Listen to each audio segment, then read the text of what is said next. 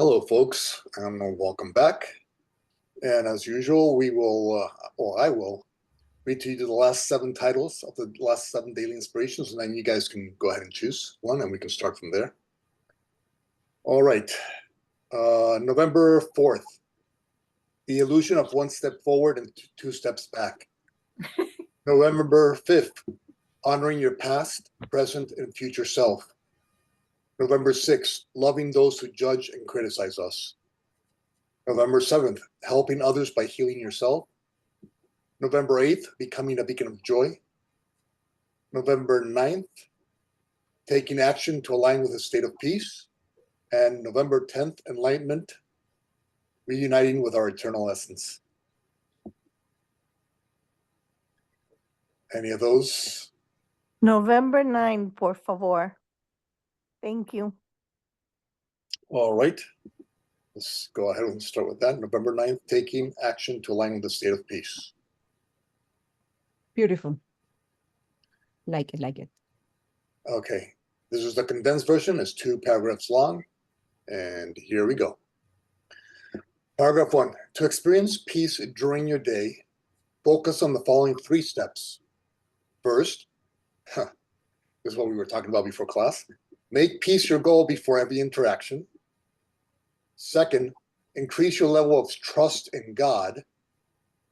Remember that the divine is always working with your best interest in mind. And third, be grateful to everyone who enters into your experience.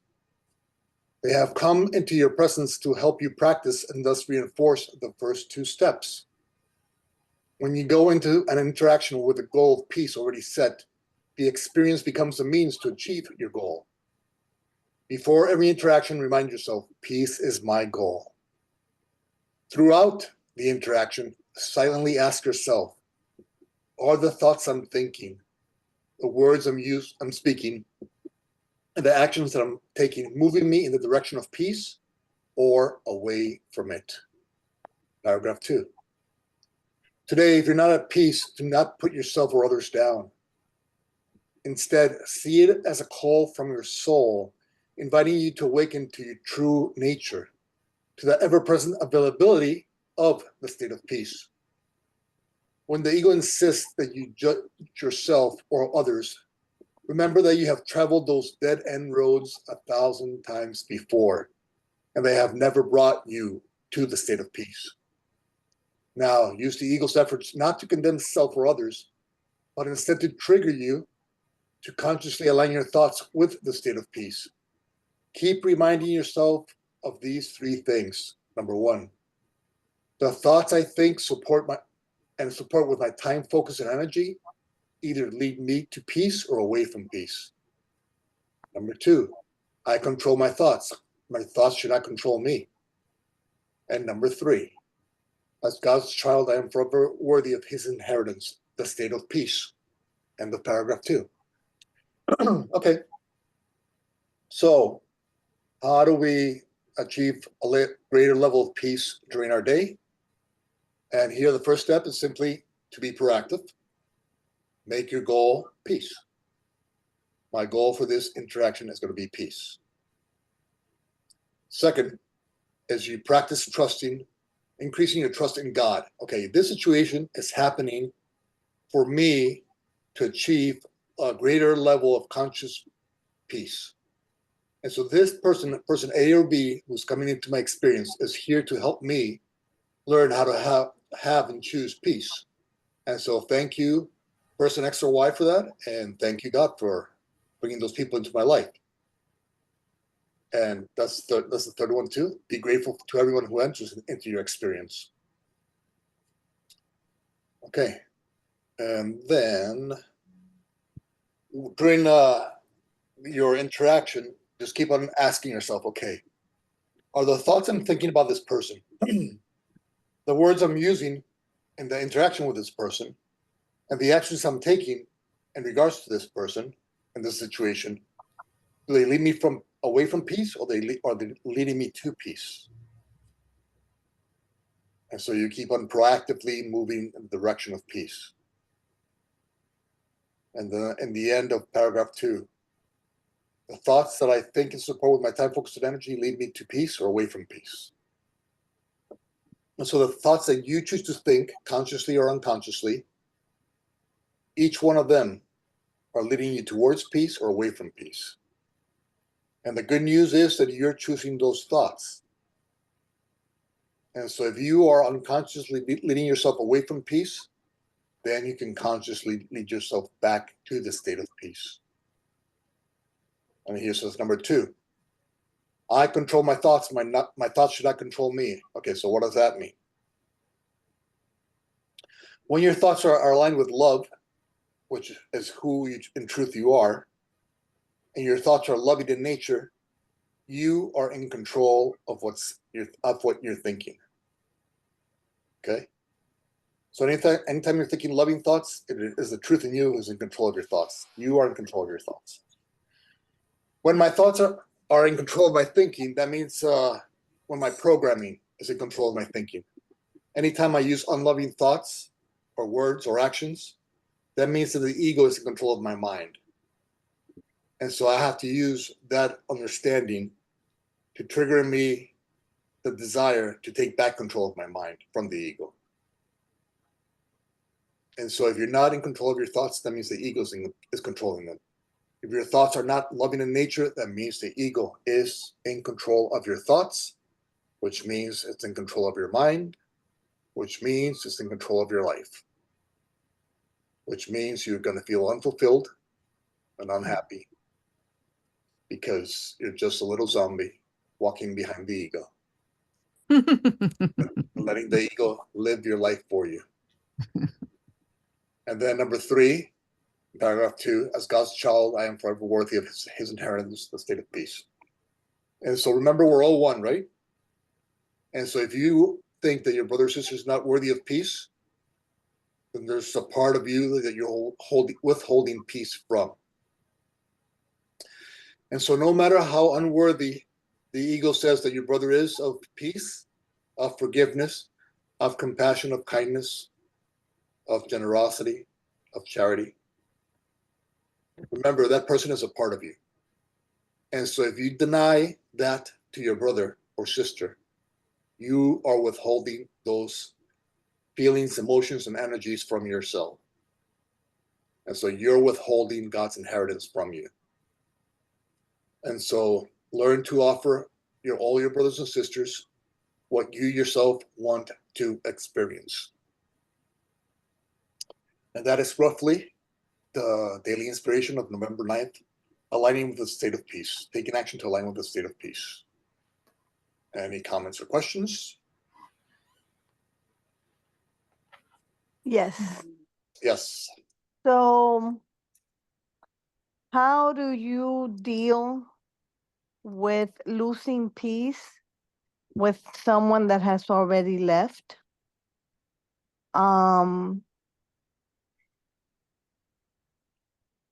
And it's when thoughts come up in your own mind. It's not an interaction with another person, but it's an interaction with you. Right. Now, is this person still around, or has this person left the planet? This person left the planet. Okay. Today, 11 years ago today, to be exact. Okay. And that's It's my younger sister. Okay. She Go ahead, please. She suffered a lot when she died. It was really rough to watch her leave.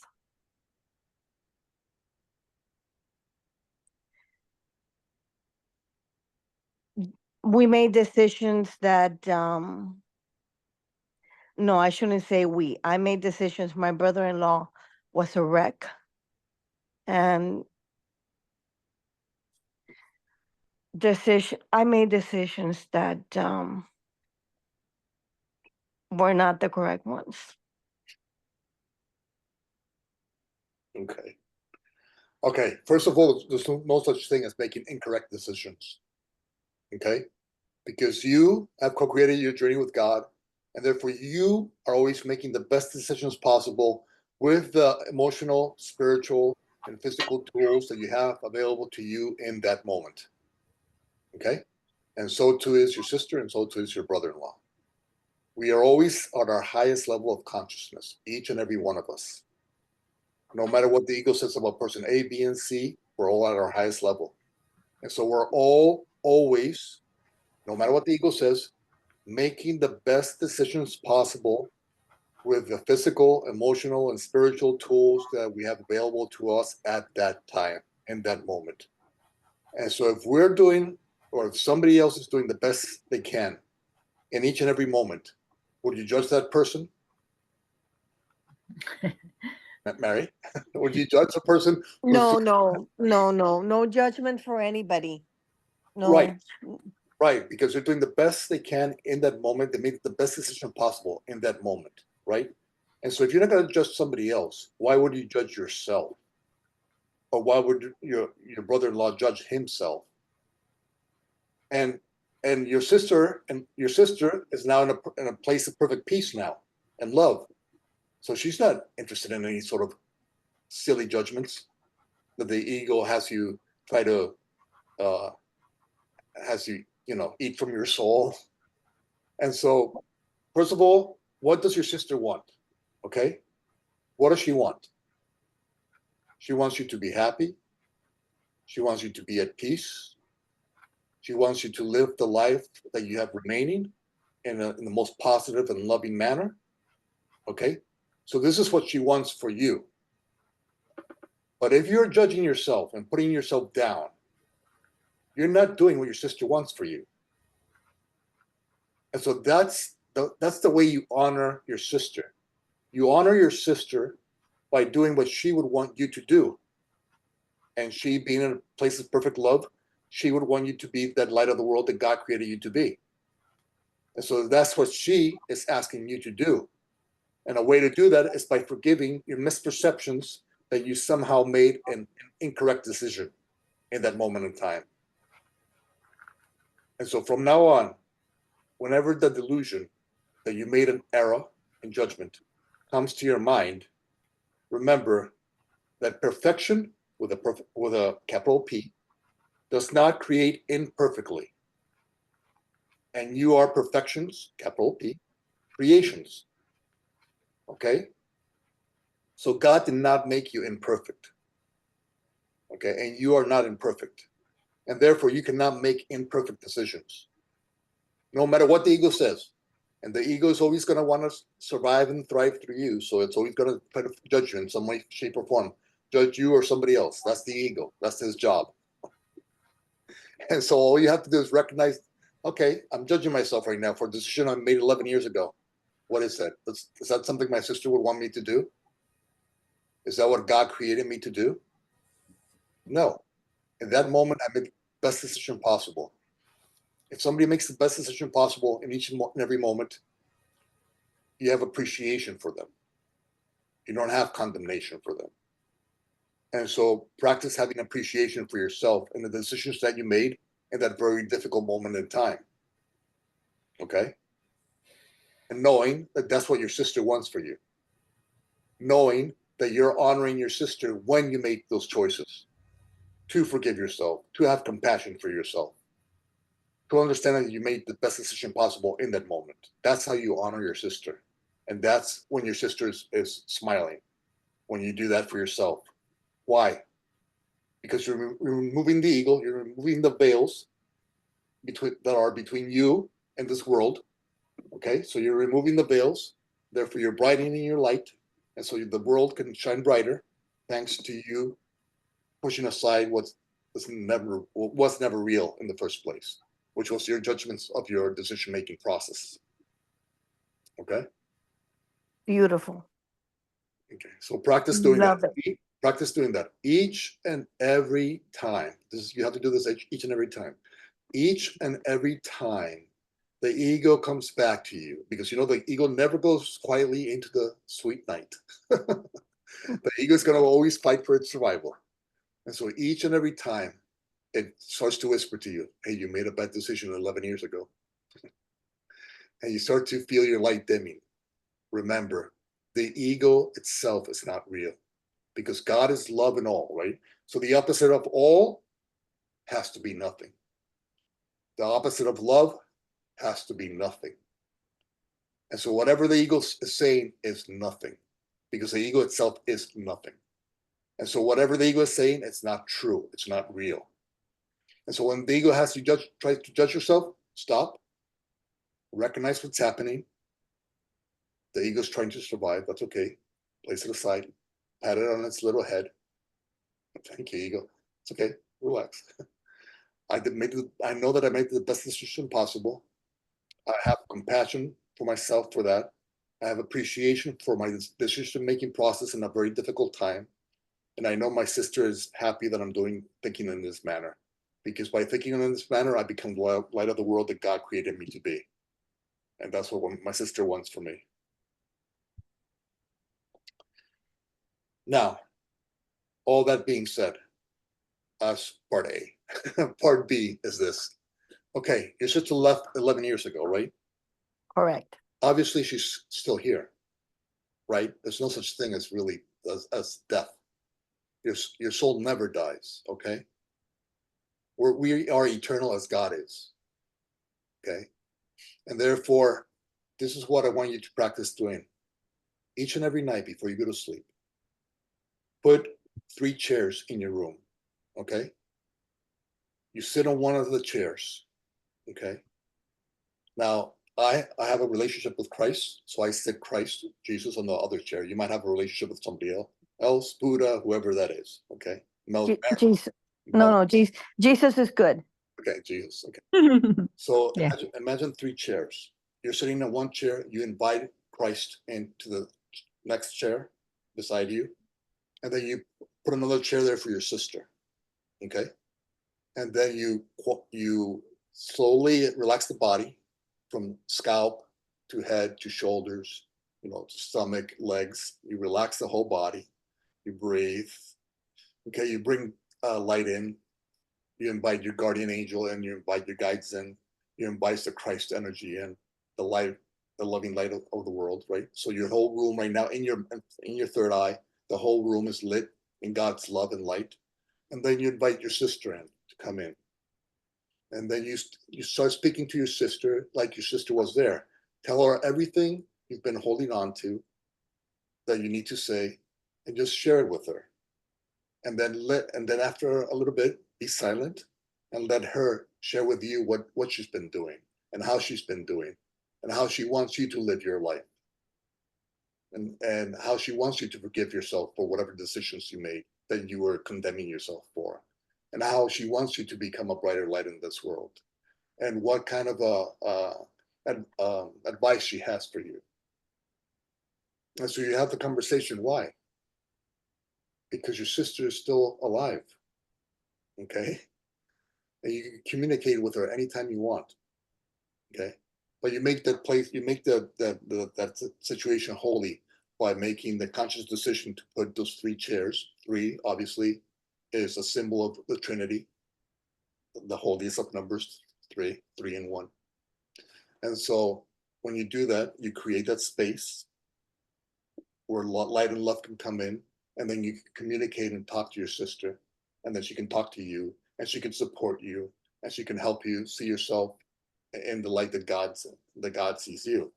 And then you invite Christ Jesus to do the same, and share with you his feelings about all your decision-making process 11 years ago, and how you can now heal that, and so that you can become the light of the world that Christ created you to be.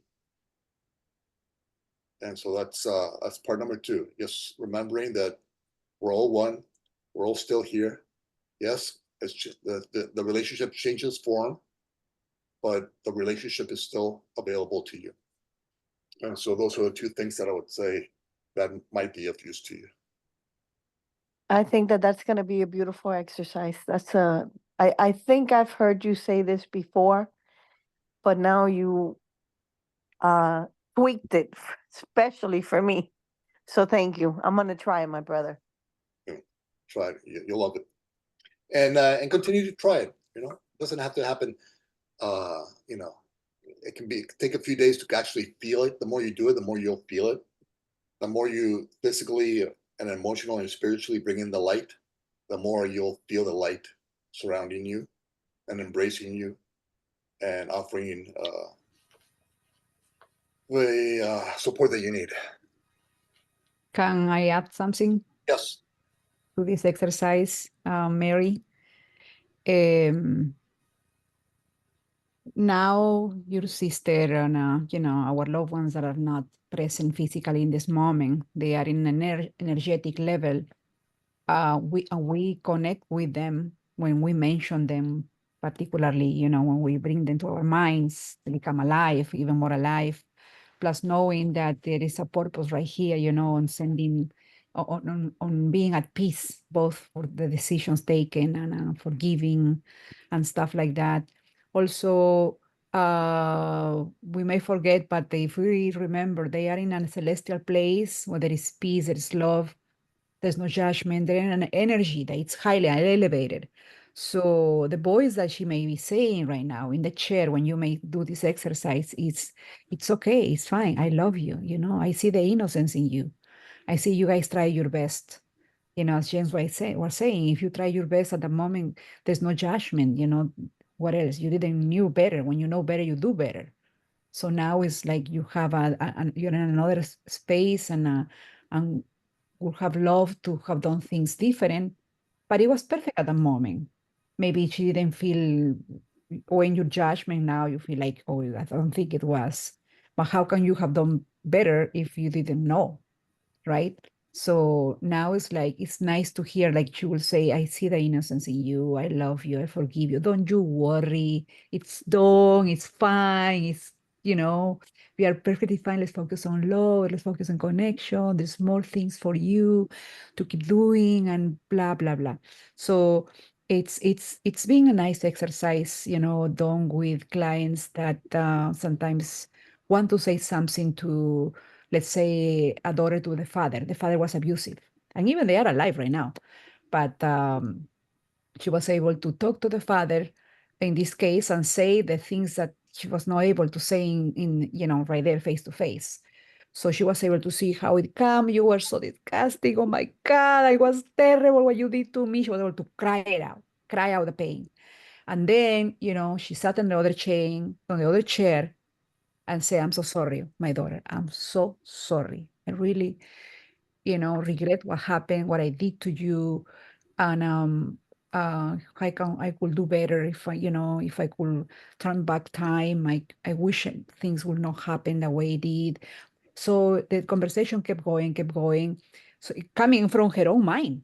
She's just sat on the place where the father was. And now I said, now your father is talking to you. Now your father is responding from a loving and his higher self is talking to your higher self in a loving place. He's seeing the innocence in you. He's admitting his faults. And now he's talking to you. And she will go, kind of like guide her a little bit. And she will cry about it. It was a beautiful healing moment. Because at the end, if we connect with that mind that is forgiving, is loving, what's going to come out of that is going to be like James is saying, like what we're learning in the course. It's going to be from the side of love, from the side of forgiveness, from the side of connecting in a very sincere and beautiful way. So, but it's good that we manifest. I'm still uncomfortable about this. This is what still bothers me because it's there. It's layers that we still want, to verbalize it, to see the light, because sometimes we are doing very good about this area, financial, sometimes with friends or with, still have a little bit there, something that is still uncomfortable, boom, let's bring it here. And then we both, we all help each other. So Yeah, Thank you. That was beautiful. thank you for bringing that's it. very good. That's very good advice for any relationship that you have that maybe you cannot immediately physically connect with that person. You can bring them in emotionally into the room, and you can bring them in spiritually. You can place them in front of you, and then you can speak to them through your heart and tell them whatever it is that you want to say in your room, without them being present, but without them being present, in the spiritual form, but not in the physical form. And that you can be honest with them and tell them everything you need to tell them. And then sit yourself or place yourself in that place and speak to yourself from their point of view, from their highest point of view, which is connected to source. And then see whatever it is that they say to you, you know. And so that's a very useful healing practice. Yes. Thank you. Thank you so much. This is something that most of the time I am at peace, and most of the time I have come to terms with everything. Once in a while, it it it it the energy, the thought pattern, the I guess the longing for the person shifts the energy out of being fully connected. And I've been dealing a little bit with all of this today. But I'm gonna say most of the time I am at a place of peace. Just for whatever reason today, I had a few thoughts there that are not coming from a place of love. But I think this is a beautiful exercise. And I remember in another class we talked about the forgiveness exercise that we talked in class not too long ago, that I told you that more people kept coming up. And the more that I did the exercise, the bigger the group became. And it was very healing. Um, and I think this is going to be a wonderful thing to do. I want to prepare myself really well to be in a really good spiritual place, so that it's a beautiful connection. Can I add something to that? Yes. Sure. I had an experience last year where I felt so guilty about something, uh, uh, you know, separated with my girlfriend, and then I asked her to move from the apartment the house I rented, and she didn't want it. She said, "Hey, you can evict me if you want to. I'm not gonna move from here, blah, blah, blah." And it was a little bit rough. Then I felt guilty. I felt guilty about it, that I should have left her to live there for a while because I have my house. I moved just from my house and very comfortable myself. I was like, I should have left it be there. I felt bad about it. So I spoke to somebody and she mentioned me. Pray 7 nights, put a candle, a white candle for peace and a yellow candle for healing. And say a prayer, write it in a piece of paper. Something that bothers you, put it there and put it under the any place, the little table or any place, and put every night a candle and pray there for 7 nights. I did that 7 nights, and on the 8th night, she called me. Something happened that she called me, can we go speak in a place, Morningside, something like that. And it was nice. At least I healed from that situation. Believe me, it was a beautiful thing that I trust. Another way that I did is I put her picture in front of my screen. I saw her beautiful, and I saw I did a prayer, and I connected energetically to her heart, and I felt like her heart is connected to me, and I did some forgiveness as well, a forgiveness talk. And then I heard her voice talking to me. Yes, I forgive you too. I'm so sorry as well. I know I hurt you as well. Blah, blah, blah. It came that mind connection in a higher level, and it was a lot of healing. And sometimes I did that with, the other day I thought on something on a friend. I was like, oh, I remember years ago, I kept the book. She gave me a book, and then I lied that I lost it. I was, oh my God, I feel so bad. I was young and a student. I kept that book. How can I do that? How can I redo that? It was so bad of me. And I said, I'm sorry, Luz. I'm so sorry about it. And then 2 days or a day later, she called me, hey, I want you to participate in this Congress for Women in Peru. What about if we have this podcast? I want to invite you to speak with us and stuff. I was like, oh my God, so many years I haven't spoke to this lady. I just thought on the forgiving, I do it in my mind because to me it's like I felt shame. It's been years. Yes, we're friends in Facebook, but we haven't talked. So she, just the thought and the mind brainstorming about that, it helped in the connection. So beautiful. And the invitation that she did. And then when we spoke, I said, hey, when are you coming to Miami? I want to show you around. Come, you or your kids, come stay in my house. And then it goes, yes, Isabella, I would love that. So it was nice. Yes, yes. Prayer, forgiveness, as you were mentioning, it's a beautiful thing. How can energetically, it's just in Peru. I mean, we move. We are like strong, our minds, when that the nice vibe, can travel miles in minutes. Yeah. And, every number has a meaning, right? And so in the Bible, the number 7 is the meaning is completion and perfection. Mhm. And so there's reasons why certain exercises are done X number of times. And so, and the exercise that forgiveness that Mario was talking about is that me or somebody else? Okay. The exercise that was that Mario was talking about forgiveness is a very useful one that I always use. And that's whenever you have some time, just sit down by yourself and start going through your life, the Rolodex of your life. If some of you youngsters don't know what a Rolodex is, is paper with somebody's name and number on it. Okay, and what I do is I go to kindergarten and I think did I do anything in a negative way to anybody there? Did I say something mean?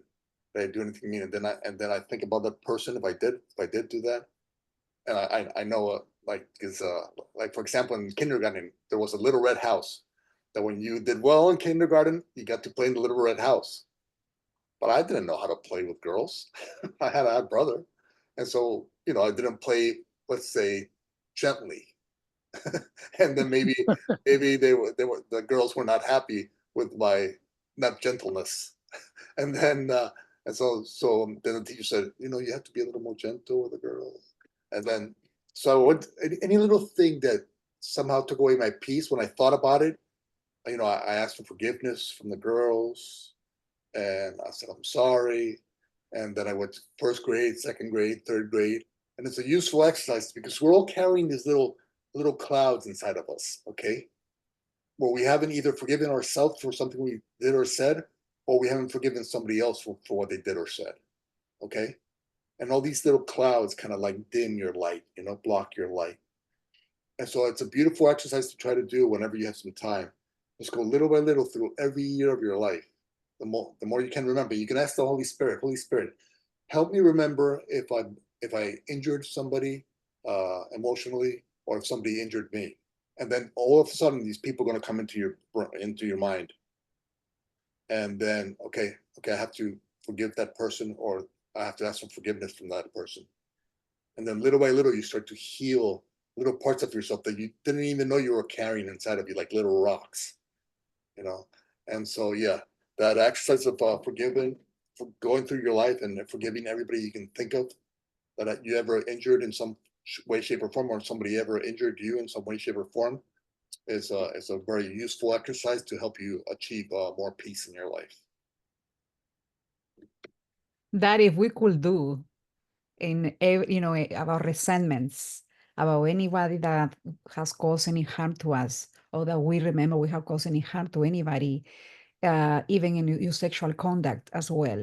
It's anyone that you have used to make somebody jealous, or any situation that you think because of that you have caused any pain to somebody because you were selfish about something. Think about it. If you did something for yourself but didn't cause any burden to anyone, it's not. You did it for yourself, for your own sake. But sometimes we do something for ourselves, like we eat the whole bread, knowing that other people could have also benefit from a piece, and they're hungry, and they will say, yes, I was selfish of me, But that list that I did in my step 4 in the 12-step programs, which is a healing and a recovery program, it was super powerful. Then step 9 was I did my amends in person, and some of them letters for the ones that are not alive, I remember I did for my mom, I did for my father, I did for an uncle, and also some people that you can not send to the letter, but not send because you know if they may receive that, it will open up to sometimes, situations that may not be healthy. So don't, but do the letter and then release it, in front of the ocean, in front of a river. I do go to a place, there's a Shinley Park where it's, it's peaceful, it's quiet, it's silent.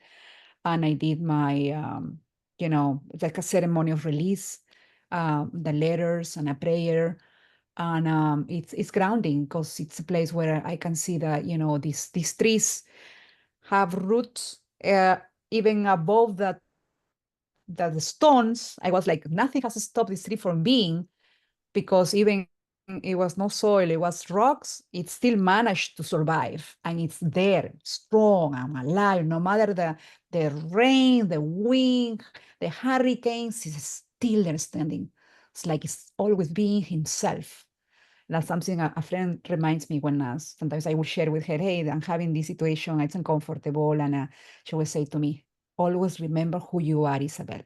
Always remember who you are, who we are, child of God, who we are, someone loving, someone peaceful, someone nice, someone we can give, right? We can mirror with somebody when they see us, like our children. If they see us at peace, they are peaceful. If they see us that we're in the drama, they become tense. But if they see us loving, if they see us fine, they see us, that we are in a beautiful vibe, oh, they go like, oh, mommy, I love you. Oh, mommy, give me a hug. We attract, we become magnetics. Yeah, I was sharing that. I wanted to share. Any other comments or questions in regards to achieving the state of peace or being a little more peaceful? Or anybody is having issues with judgment this week and letting that go?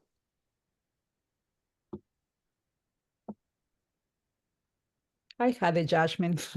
Okay, go I ahead. had a judgment on Sunday, and then I let go. I was, should I go? Should I not go? Should I go? Should I not go? Because I'm gonna see this person there, and I don't know how it's gonna react, and blah blah blah. Then I was like, I'm gonna release it to God. I know when we trust, things are gonna go good. They're gonna be peaceful. It's gonna be fine. I'm gonna be attracting that's moment where it is peace and strong and fine and have good intentions always. Yes, mistakes in the past, but now it's healing. It's gone. I have forgiven, and I don't have any resentments to hold it to anyone. And so it was good. I felt so good. I didn't need to put any efforts. And yes, because after breakups, you know how it is. Sometimes you go like, oh my God, I go like, no, it's a healing moments. We all need to do our part. And if the time comes back when that we can be friends, that'll be nice. But yes. So yeah, I had to let go of that with a prayer.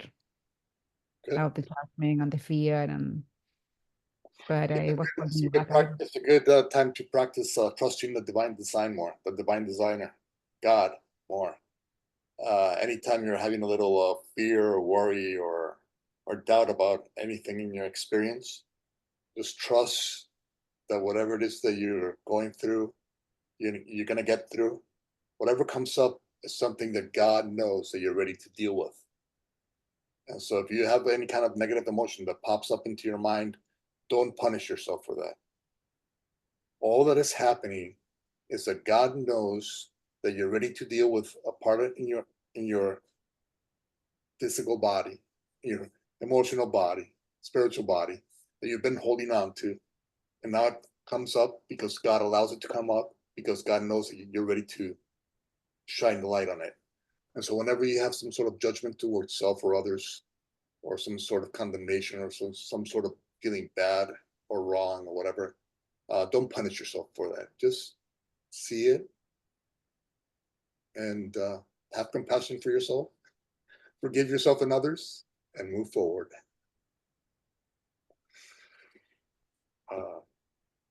How's everybody else doing? Anybody else holding on to some judgment that you need a little release from?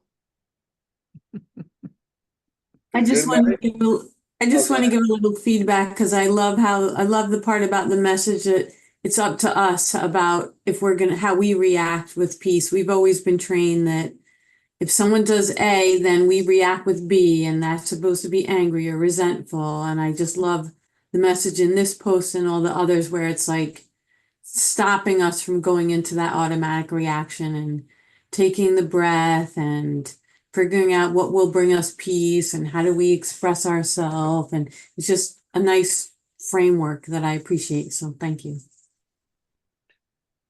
Yeah, of course, the miracle says the ego answers first and loudest.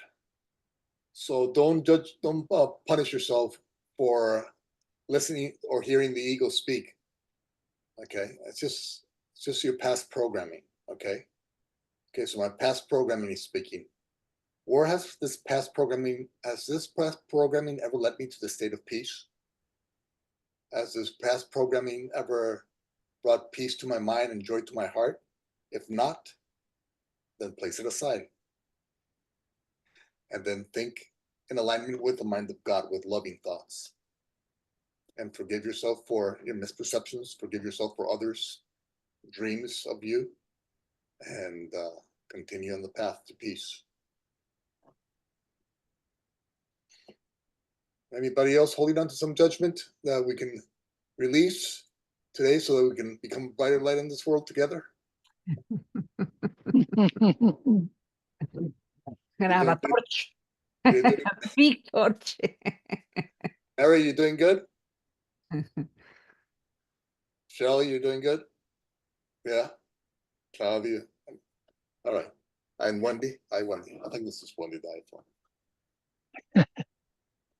Okay, well, if we're doing good, then thank God for that. Yeah, practice anytime you're able to shift your mind from the ego's programming to coming back into alignment with the mind of God. Let's say if the ego says judge, but you stop that line of thinking, then you forgive, then you align your mind with the mind of God. If the ego says to condemn yourself or another, but instead you catch yourself that this is not me, this is not what I want, and instead you offer compassion, you align with love, with the mind of God. If you're anxious and worried or fearful or doubtful, then you stop the line of thinking. Don't give it any more of your time, focus, and energy. Then consciously align with the mind of God, trust God that all will be okay, and then you will have peace. And so anytime you're able to catch yourself being out of alignment with the mind of God and consciously coming back into alignment with the mind of God, thank your brothers and sisters for giving you that opportunity to practice going from the out of alignment to alignment, from out of alignment to alignment. And the more times you get to do this, the less time you'll spend in the delusion, the less time you'll spend in the darkness, and the more time you'll spend aligning with the light inside of you, becoming a brighter and brighter light. But you only become a brighter and brighter light. Why? Because your brothers and sisters offered you the opportunity to practice choosing love over fear, compassion over condemnation. And so thank you, brother and sister, for bringing this into my awareness so that I can stop that line of thinking, and so that I can align my mind with love, and so that I can act and be from a place of love. And so making gratitude your constant companion throughout the day will help you practice trusting in the divine design more, and will help you practice achieving the state of peace quicker and quicker each time. I have a question. Yes. Can these people with mental health issues align themselves the way we align without medications? You know, we don't need medications. Or some people need medications, but because they have diabetes, they have I don't know, hypertension, but because of, you know, psychosis, I don't know, anxiety, panic attacks, or things like that. It's something in their mind that they cannot align themselves, that they need, because as you were saying, normal people will go like this and then they could go back, okay, therapy or praying or something. But what about the ones that go there to the insanity, thinking negative, being so anxious and stressed and overwhelmed, and they need medication to help them kind of like never all the way there by itself. They need just meds. What happened? But it's a temporary lift, that because it's a drug, something that's helping chemically, but still in their mind is all the negative thoughts. Just helps the physically, at least I'd sleep better, maybe hormonally, like inside the body, cortisol levels go down, so more all the serotonin levels go up.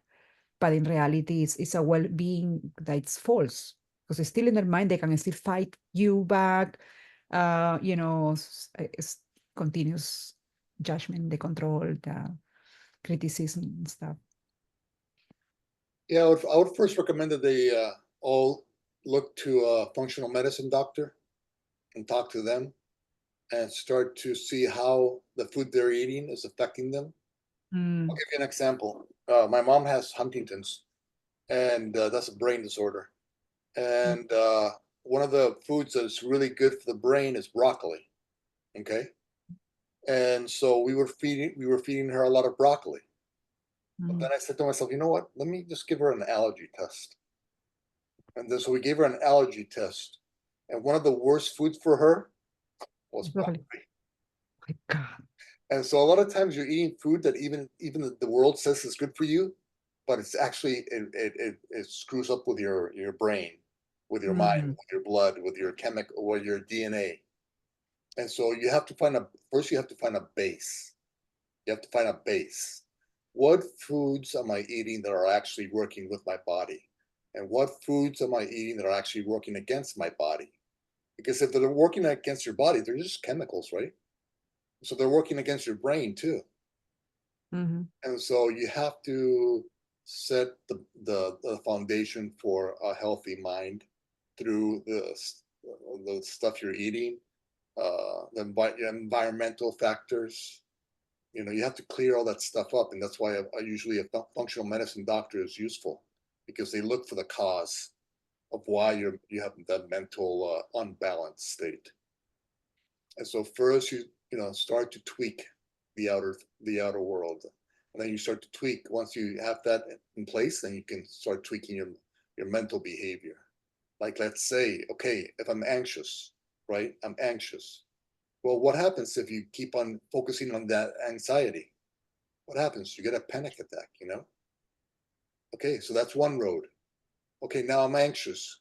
What happens if I notice that I'm becoming anxious and I do box breathing? I breathe in 4, hold 4, breathe out 4, hold 4. The Marines use that box breathing. And so, see, you have two roads. You have anxiousness, right? From whatever past behavior you were taught, but now you have two roads. You can focus on the anxiousness and you can make a hellish state of mind, or you can use the behavior of meditation or breathing, and you can relax that anxiety and bring it down, and then it dissipates. And so it's a function of both, the foods you're eating and consciously changing your behavior to have a little more peace. And yes, sometimes people need medications. That's fine. And they should try to work with somebody who is willing to not keep them on medications for their whole life. In psychotherapy, they're called behavioral therapy. There's another word that comes with that, but some sort of behavioral therapy, cognitive behavioral therapy. Okay, so there are therapists, psychologists that actually work with your behavior, and they help you shift your behavior. For example, let's say somebody's afraid of frogs. Okay, that's a little example. And then, so what do? Somebody can show you a frog. Somebody's really afraid of frogs, and then you can completely panic and want to run away from the room. Why? It's just part of your past programming, right? So cognitive behavioral therapist, what does he or she do? First, you're sitting in a room, and then they bring a book of frogs, a book, okay, not a frog, a book, and they set it up on the doorway. And they start to ask you, how do you feel about this? Or you're a little anxious. Okay, this is just a book. This is just paper. This is just paper. Mhm. Kind of like little by little relax you, okay? Then they bring the book into the room. And then you start to feel a little bit anxious. And then they relax you. They say, listen, this is just a book. We're just bringing it a little bit closer. Then they put it on the table. And then you get anxious again. And then they tell you, oh, it's just a book, you know? And then little by little, after you're relaxed with the book, then they have a little tiny frog outside the room and say, listen, we have a little tiny frog outside the room. And then you get anxious. Oh my God, a frog is outside the room. And this is real. This stuff is real. It could be frogs, snakes, 100 things. And so little by little, they sensitize you to your misperception of the situation. And so, there's ways to start to shift behavior where you can start to let go of the delusions, the programming you've had in your past, that you've focused so much of your time and energy on it that you made it more and more real, and now you're afraid of little frogs. Okay, and that's all it is. All our misperceptions, all our anger and judgment and hatred and resentment and pain, it's all little tiny frogs. And so all you have to do is little by little deprogram yourself from thinking that those delusions are real. And so that's the way you can work with a cognitive behavioral therapist. So you work with a functional medicine doctor, you work with a cognitive behavioral therapist, you work on yourself, you work with a quest, and you do your own blood testing. And little by little, you start to shift and you become healthy and healthier. So there's little ways to start to shift to a place of peace. And I don't even recall who asked that question, but that's what came out. So yes. So anything that you can do to help you bring yourself a little peace, there's people who are there to help you. Go for the help if you can. Talk to the cognitive behavioral therapist. Talk to the functional medicine doctors. Do your own research. It's key. Nowadays, we have the whole world right in our computer. You can do your own research and find and look for examples of people who have gone through your situation and those people who have overcome whatever it is that you're dealing with. Whatever it is that you're dealing with in life, there's plenty of people who have also gone through it. So look for the people who have gone through it. Look for the people who have overcome it. And then follow their example and find your way to the light. They provide a light at the end of the tunnel for you.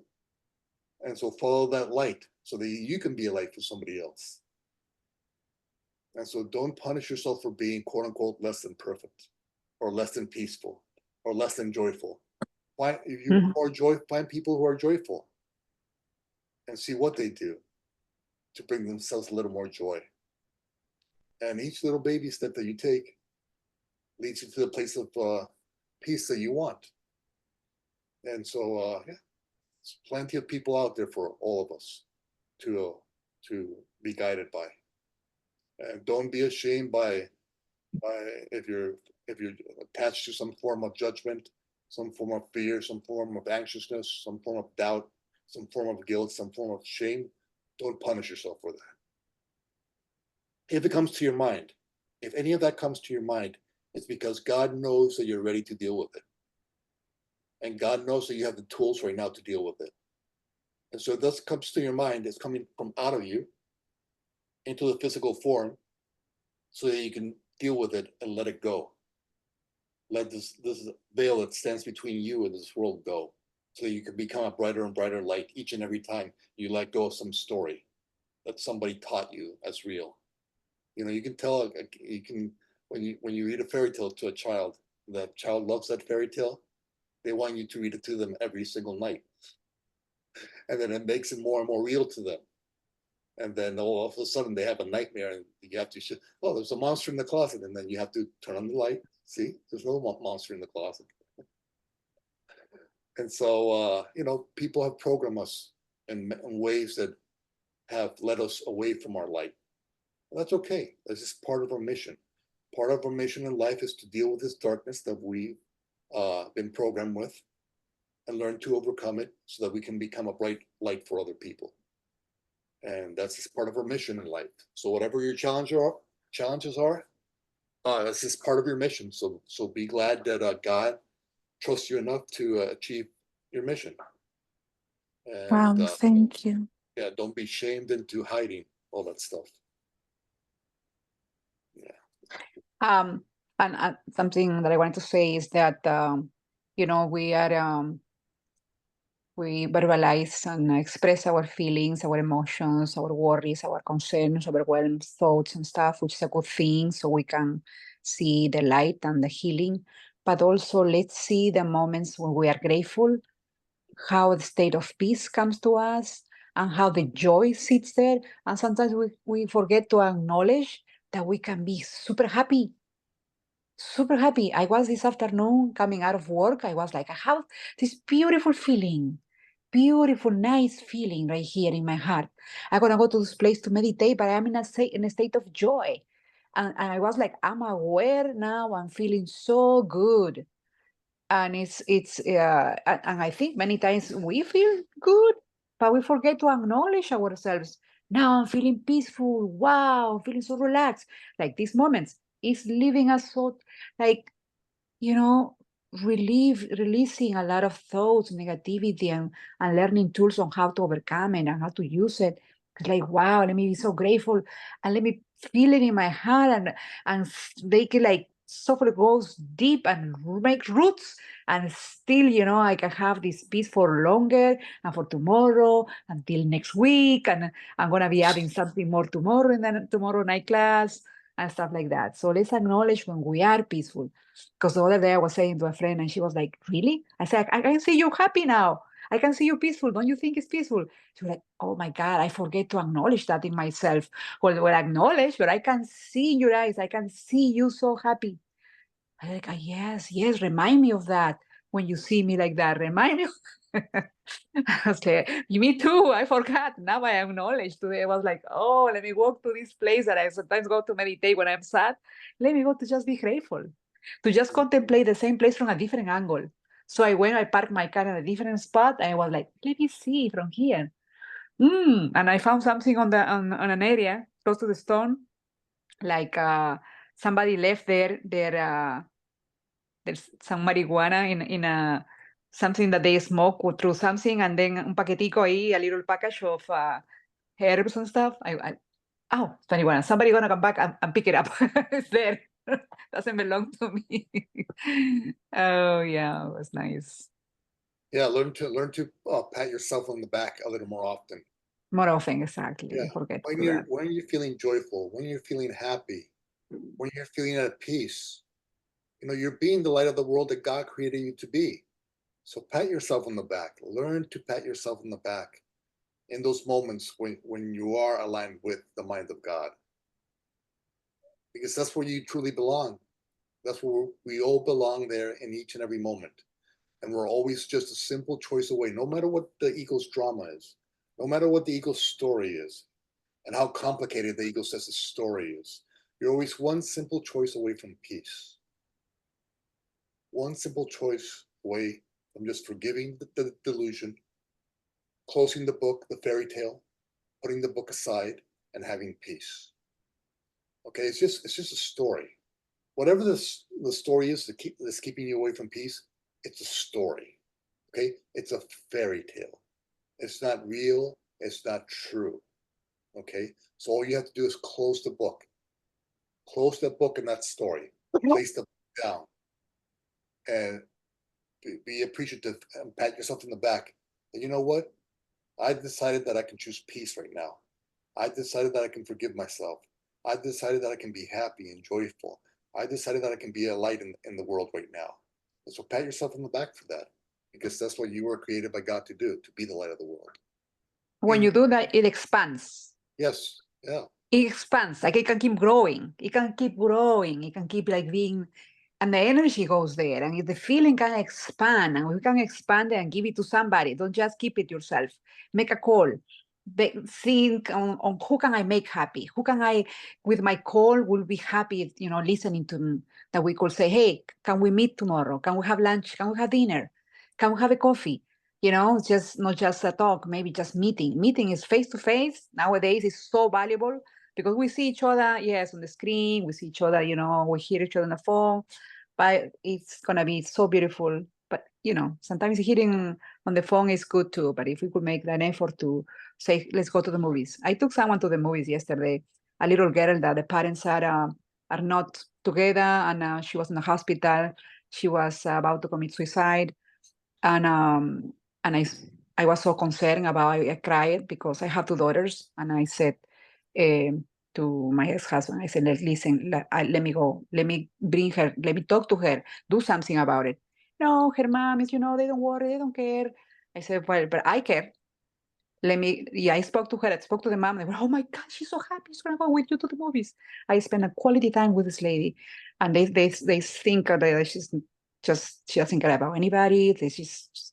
No. She has so much value in this lady. She's smart. She has thoughts. She has hopes. She has fears. She has pain. She knows about suffering. She knows about life. She knows about several things. She's fully aware. She's fully alive. It's a beautiful source that in the family that we can help her one way or another. Adding me one of the little lights, several ones together, we can make a team and help her. So it was nice to do something for someone. Yeah.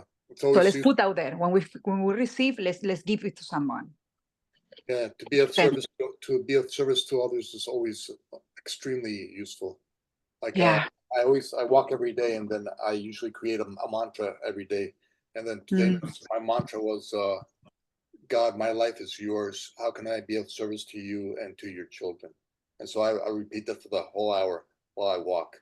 And so it opens up my mind to how I can serve. And so any way that you can serve anybody else, you heal your own soul when you can serve it. And we all have our own little unique tools, ways that we're awakened in certain areas of our lives. So whatever we can do to serve others, that only brightens our light. So can you repeat the mantra? The mantra that what can I do for others? Yeah. Okay. So God, my life is yours. How can I serve you? How can I serve you and your children? You and your children. Okay. But you can make your own one too. Anyway, any final comments or questions before we close? Yes, I have a question. Yes. My name is Gladys. I'm from Florida. And I hear a lot about my tia Isabel invite me over, which I'm very grateful that she put me over this beautiful meeting. I have a question. Now that you were talking about frogs, there is something about a frog therapy. Does that work? Yeah, it desensitizes you. Yeah, frog. Yeah, it's called cognitive behavioral therapy. So if you're afraid of frogs, or if you're afraid of anything else, go to a cognitive behavioral therapist, and little by little, they'll remove those fears from you. So yes, work. It's real. But the thing is that there is also like places that they say that, I don't know, they make you drink something about the frog, and that's something else. It's kind of like plant medicine, I guess. But I have no experience with that, and I wouldn't recommend it. But hey, if you want to do it, you do it. That's your life. Okay, thank you. Yeah. All right. Okay. Any other questions? Comments? I'm grateful, super grateful to be here. Learning from each other. Yes, thank you. Thank you very much. Absolutely, thank you. All right. Thank you. And God willing, we'll see each other next week, or maybe sooner than that. Take care. Bye-bye. Thank you, guys. Bye. Have a good night and have a good week. Thank Have a you. great week. Bye. Bye-bye.